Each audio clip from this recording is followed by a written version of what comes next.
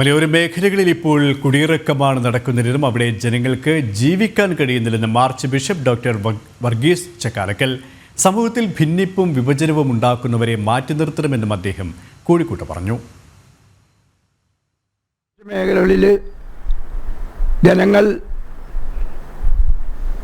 അവരുടെ ജീവന് തന്നെ ഭീഷണിയായിട്ട് വന്യമൃഗങ്ങളും മറ്റു കാര്യങ്ങളുമായിട്ട് അവർ ജീവിക്കുകയാണ്. അവിടെ ജീവിക്കാനിപ്പോൾ ആളുകൾ പണ്ട് കുടിയേറിയെങ്കിൽ ഇപ്പോൾ കുടിയിറക്കം നടക്കുകയാണ്.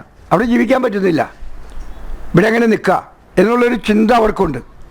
സമൂഹത്തിൽ കലഹം സൃഷ്ടിക്കാൻ പ്രവർത്തിക്കുന്ന വ്യക്തികളെ സാത്താന്മാരായി കണക്കാക്കി അവരുടെ കൂടെ കൂട്ടുകൂടി, അത് ഏത് പാർട്ടിയിലെ ആളുകളാകാം, ഏത് മതത്തിലെ ആളുകളാകാം.